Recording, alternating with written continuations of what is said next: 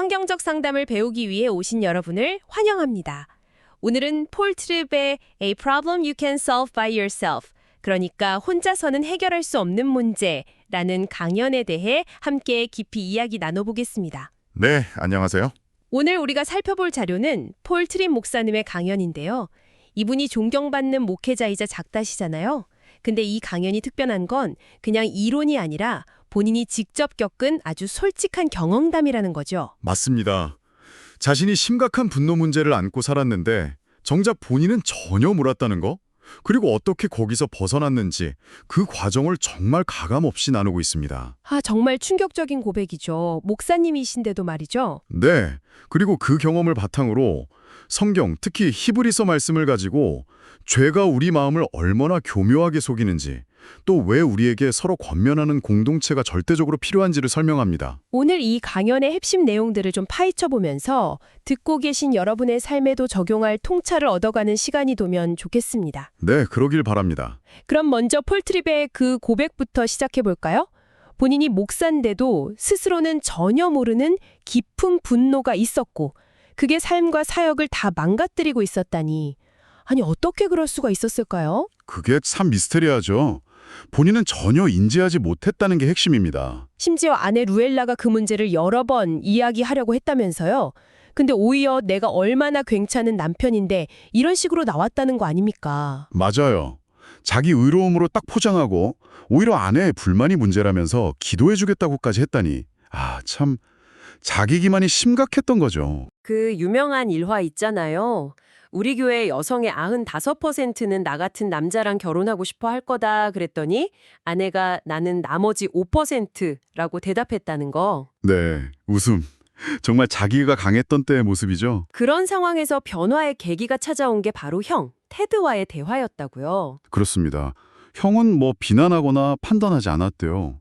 그냥 질문을 던졌다는 거죠. 질문이요? 어떤 질문들이었을까요? 구체적인 질문 내용은 안 나오지만 그 질문들이 마치 거울처럼 작용해서 트립 스스로 자기 모습을 보게 만들었다는 겁니다. 하나님이 커튼을 확 걷어내듯이 말이죠. 스스로 보게 만드는 질문, 중요하네요. 그래서 트립은 여기서 중요한 교훈을 얻었다고 해요. 성령께서 죄를 깨닫게 하실 때 도망가거나 방어하지 말라는 거죠. 오히려 그 깨달음을 향해 달려가야 한다. 당신은 정죄받는 것이 아니라 구조받는 것입니다. 이 말이 참 인상 깊었어요. 네, 정말 그렇죠. 그래서 집에 돌아가서 아내에게 진심으로 사과하고 당신 이야기를 듣고 싶다고 했을 때 아내의 반응이 놀라웠다고 합니다. 어떻게 반응했나요? 먼저 남편을 사랑한다고 말해주고 눈물을 흘리면서 무려 2시간 동안이나 남편의 분노가 자신에게 어떤 영향을 미쳤는지 솔직하게 다 이야기했대요. 2시간이요. 와. 네, 근데 이게 끝이 아니었다는 거죠. 트립은 이게 회복 과정의 시작이었다고 강조해요. 번개 맞듯 확 변한 게 아니라 점진적인 치유 과정이었다는 겁니다. 과정이라는 점이 중요하군요. 한순간의 변화가 아니라. 맞습니다. 그리고 몇 달이 지나서야 문득 깨달았다고 하죠. 아내를 향했던 그 오래되고 추한 분노가 자기 안에서 사라졌다는 걸요. 그래서 아내에게 나 더 이상 당신에게 화나지 않아요 라고 말하고 울고 울었다는 이야기 정말 감동적이었습니다. 네. 물론 사람이니까 순간적인 짜증은 있을 수 있겠죠. 하지만 삶 전체를 지배하던 그 뿌리 깊은 분노의 패턴은 깨졌다는 걸 분명히 하더라고요. 네. 자, 그런데 여기서 청취자분들이 궁금해하실 것 같아요. 아니, 어떻게 목회자가 자기 안에 그런 문제를 모를 수 있었을까? 바로 그 질문입니다. 트립 자신도 그 답을 찾기 위해 우리를 성경으로 데려갑니다. 특히 히브리서 3장이죠. 히브리서 3장이요? 네, 히브리서 3장 12절과 13절입니다. 제가 한번 읽어볼게요. 형제들아, 너희는 삼가 혹 너희 중에 누가 믿지 아니하는 악한 마음을 품고 살아계신 하나님에게서 떨어질까 조심할 것이요. 오직 오늘이라 일컫는 동안에 매일 피차 권면하여 너희 중에 누구든지 죄의 유혹으로 완고하게 되지 않도록 하라. 네. 이 말씀이군요. 이 구절에는 경고와 요청 두 가지가 다 들어있어요. 경고는 믿지 않는 악한 마음을 품고 하나님에게서 떨어져서 마음이 완고해질 수 있다는 것이고, 요청은 매일 서로 권면하라는 거죠. 경고와 요청. 트립은 이 경고의 본질, 즉 마음이 대체 어떻게 굳어지는지를 알아야만 왜 서로 권면하는 공동체가 그렇게 필요한지를 이해할 수 있다고 설명합니다. 마음이 굳어지는 과정이라. 어떤 과정인가요? 이게 몇 단계로 설명되는데 하나의 흐름으로 이해하는 게 좋아요. 처음에는 아주 미묘한 죄들, 예전에 생각지도 못했던 그런 죄들을 슬쩍 허용하는 데서 시작해요. 작은 죄부터 시작되는군요. 그리고 복음에 익숙해지는 것, 이게 참 양날의 검인데요. 익숙함은 은혜지만 동시에 위험해요. 익숙한 것은 더 이상 우리 마음을 사로잡지 못할 수 있거든요. 아, 그 비유가 생각나네요. 매일 아름다운 숲길을 운전하다 보면 나중엔 풍경은 안 보고 교통체증만 불평하게 된다는 거요. 네, 바로 그거죠. 복음이 너무 당연해지면 위험 신호일 수 있다는 거예요. 그렇군요. 그리고 죄를 지으면 당연히 양심이 찔리잖아요. 그때 중요한 갈림길에 서게 됩니다. 하나는 즉시 잘못을 인정하고 하나님의 긍휼을 구하는 길. 다른 하나는요? 다른 하나는 그 불편한 양심의 소리를 잠재우려고 자기 정당화 시스템을 돌리기 시작하는 거예요. 스스로 합리화하는 거죠. 이게 정말 위험한 지점입니다. 자기 정당화. 어휴, 저도 뜨끔한데요. 어쩔 수 없었어. 나만 그런 거 아니잖아. 뭐 이런 생각들. 네, 누구나 그렇죠. 근데 트립은 이 자기 정당화가 결국 자기 기만으로 이어진다고 경고해요. 이 세상 누구보다 당신을 가장 잘 속이는 것은 바로 당신 자신이다. 정말 무서운 말 아닙니까? 와, 나 자신이 나를 제일 잘 속인다. 네. 예를 들면 음욕을 아름다움을 감상하는 것이라고, 남 흉보는 걸 기도 제목 나누는 것이라고, 분노를 정의로운 외침이라고, 권력욕을 리더십 발휘라고 스스로를 속이는 거죠. 아, 그럴듯하게 포장하는 거네요. 그렇죠. 이런 자기 합리화와 기만은 결국 하나님의 명백한 말씀 앞에서 귀를 닫는 기능적 불신으로 이어집니다. 입으로는 믿는다고 하면서 실제 삶에서는 말씀을 따르지 않는 거죠. 기능적 불신. 이렇게 말씀이라는 낯을 스스로 놓아버리면 영적으로 표류하게 되고 결국 마음이 완고해져요. 딱딱하게 굳어버리는 거죠. 예전에 신경 쓰이던 죄가 아무렇지도 않게 되고 누가 뭐래도 변화를 거부하게 되는 상태. 그 완고해진 마음이 무섭네요. 가장 중요한 건 이게 믿지 않는 사람에게만 일어나는 일이 아니라는 거예요. 믿는 사람, 심지어 사역자에게도 일어날 수 있다는 거죠. 트립 자신이 그 증인이었고 또 많은 동료 사역자들에게서 비슷한 이야기를 듣고 너무 마음 아파했다고 하죠. 그렇다면 왜 이런 일이 일어나는 걸까요? 그 근본 원인이 궁금한데요. 그 이유 히브리서 3장 13절이 딱 짚어줍니다. 바로 죄의 속임수, 죄가 가진 기만성 때문이라는 거죠. 아, 죄 자체가 속이는 성질을 가지고 있다. 네, 죄는 본질적으로 속이는 능력이 있어요.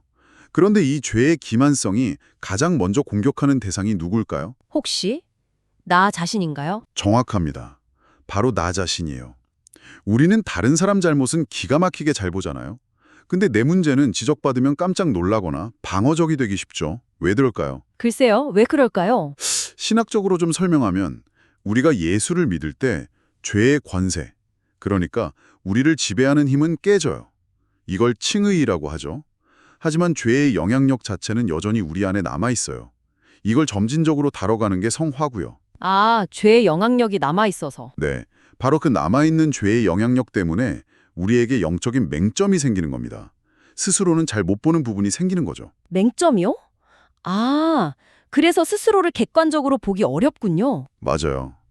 그런데 여기서 아주 위험한 착각에 빠지기 쉽다고 트립은 말합니다. 그게 뭐냐면 나보다 나를 더 잘아는 사람은 없다는 생각이에요. 저도 가끔 그렇게 생각하는데요. 그럴 수 있죠. 하지만 이게 영적인 현실을 무시하는 교만일 수 있다는 거예요. 이런 생각을 하면 다른 사람의 지혜로운 조언이나 사랑의 권면을 듣기가 어려워져요. 폴 트립이 아내 루엘라의 지적에 버럭 화를 냈던 것처럼요. 자기가 옳고 자기가 제일 잘한다고 믿었던 거죠. 영적인 눈멈과 육체적인 눈멈의 차이도 인상 깊었어요. 육체적으로 못 보는 사람은 자기가 못 본다는 걸 알지만 그렇죠. 그래서 다른 감각이나 도구를 쓰죠. 트립이 예로 든 시각장애의 목공해가 조주처럼요. 하지만 영적으로 눈먼 사람은 자기가 눈이 멀었다는 사실 자체를 모른다는 거예요. 오히려 아주 잘 보고 있다고 생각하죠. 이게 영적 실명의 가장 무서운 점입니다. 자기가 눈먼 줄도 모르는 눈멈이라 폴 트립 자신도 그랬다는 거고요. 네, 그 파괴적인 분노가 자라는 동안 자신은 영적으로 아주 건강하다고 착각했지만 실제로는 눈이 멀어 있었던 거죠. 와, 정말 심각한 문제네요. 그럼 해결책은 뭔가요? 이 죄의 기만성, 영적 실명에서 어떻게 벗어날 수 있을까요? 해결책도 다시 히브리서 3장 13절로 돌아갑니다. 매일 피차 권면하여 너희 중에 누구든지 죄의 유혹으로 완고하게 되지 않도록 하라. 해답은 바로 여기에 있어요. 매일 서로 권면하라. 공동체를 말하는 거군요. 그렇습니다. 우리에게는 스스로 볼 수 없는 것을 보게 도와줄 보는 도구들, 즉 우리 곁에 사람들이 필요하다는 겁니다. 다른 사람들의 눈, 그게 필요하다는 거죠. 다른 사람이 나의 보는 도구가 되어준다. 이게 바로 트립이 말하는 그리스도 몸의 필수적인 성화사역입니다. 우리는 절대 혼자서는 온전해질 수 없어요. 서로가 꼭 필요합니다. 그럼 어떤 관계가 필요한 걸까요? 그냥 아는 사이 정도로는 안 될 것 같은데요. 네, 트립은 아주 구체적으로 4가지 특성을 가진 관계가 필요하다고 말해요. 의도적으로 개입하는, 그리스도 중심적인, 은혜 중심적인, 구속적인 관계의 능동적인 네트워크 안에서 살아야 한다는 거죠. 4가지 특성이요. 의도적으로 개입한다는 게 좀 부담스럽게 들릴 수도 있을 것 같아요. 네, 그럴 수 있죠. 이게 무례하게 참견하라는 뜻은 아니고요. 서로의 삶에 정말 관심을 가지고 필요할 때는 사랑 안에서 진실을 말해줄 용기를 내는 관계를 말해요. 피상적인 안부만 묻는 걸 넘어서는 거죠. 아, 사랑 안에서의 진실. 그리고 이 개입은 반드시 나머지 3가지, 즉 그리스도 중심적, 은혜 중심적, 구속적이라는 특성과 함께 가야 해요. 우리 기준이 아니라 복음으로 보고 실패해도 은혜로 품어주고 결국엔 서로의 회복과 성장을 돕는 관계여야 하는 거죠. 비판이 목적이 아니라요. 그렇군요. 그냥 지적만 하는 게 아니라 회복과 성장을 돕는 관계? 이런 깊이 있는 관계는 우리가 흔히 아는 피상적인 교제와는 좀 다르죠. 트립이 재미있는 표현을 쓰는데 날씨나 스포츠 얘기만 하는 관계는 퍼블리십 같다고 해요. 술집 대화 같다는 거죠. 퍼블리십이요? 표현이 재밌네요. 전곡을 찌르는데요. 저도 그런 모임이 많은 것 같아요. 그렇죠. 진정한 공동체는 그것보다 훨씬 깊고 솔직해야 한다는 겁니다. 근데 그렇게까지 솔직해지는 게 가능할까요? 내 약점을 드러내는 게 사실 두렵잖아요. 바로 그 지점에서 은혜 중심적이라는 특성이 빛을 발합니다. 우리가 어떻게 서로에게 그렇게 정직하고 약해질 수 있는가? 그 답은 바로 그리스도의 충분하신 은혜 때문이에요. 그리스도의 은혜 때문에? 네. 우리에 대해 어떤 부끄러운 사실이 드러나도 예수님의 피로 덮이지 않는 것은 없다는 거죠. 트립은 예수님이 십자가에서 겪으신 가장 큰 고통이 관계적 단절, 즉 버림받음이었다고 강조해요. 왜? 바로 우리를 결코 버림받지 않게 하시려고요. 아, 그게 우리가 솔직해질 수 있는 근거가 되는군요. 그렇습니다. 이 사실을 정말 믿는다면 더 이상 사람들 앞에서 괜찮은 척 연기할 필요가 없어져요. 스스로를 변명하고 합리화하는 무거운 짐도 내려놓을 수 있죠. 그냥 연약하고 깨진 모습 그대로 공동체 앞에 나아가서 도움을 구할 수 있는 자유. 이게 진짜 복음이 주는 자유라는 겁니다. 네, 정말 강력한 메시지입니다. 그리고 이런 공동체가 리더나 목회자에게도 똑같이, 아니, 더 필요하다는 지적도 중요했어요. 맞습니다. 리더일수록 자신의 영적 상태를 봐줄 사람이 더 필요하다는 거죠. 리더십 그룹이 그냥 일하는 조직이 아니라 리더들이 서로 알려지고 돌봄받는 은혜의 공동체가 되어야 한다는 말 저도 깊이 공감했습니다. 자기 점검은 혼자서는 안 되는 공동체 프로젝트인 거죠. 그래서 이제 듣고 계신 여러분께 한번 여쭤보고 싶어요. 여러분을 깊이 아는 사람은 누구인가요? 여러분 삶 속으로 들어와서 여러분이 못 보는 영적인 맹점을 사랑으로 말해줄 수 있도록 마음을 열고 초대한 사람이 있습니까? 네, 그리고 가장 가까운 부부 사이나 가정 안에서는 어떤가요? 이런 솔직한 대화가 정말 오가고 있나요? 아니면 혹시 불편해서 피하는 주제는 없으신가요? 결국 핵심 질문은 이거겠죠. 우리가 믿는다고 말하는 복음을 정말 삶에서 공동체 안에서 살아내고 있는가? 아니면 우리도 모르는 사이에 폴 트립이 경고했던 그 죄의 유혹으로 믿지 않는 마음을 품고 멀어져 완고해지는 과정을 밟고 있는 건 아닌지 돌아봐야 합니다.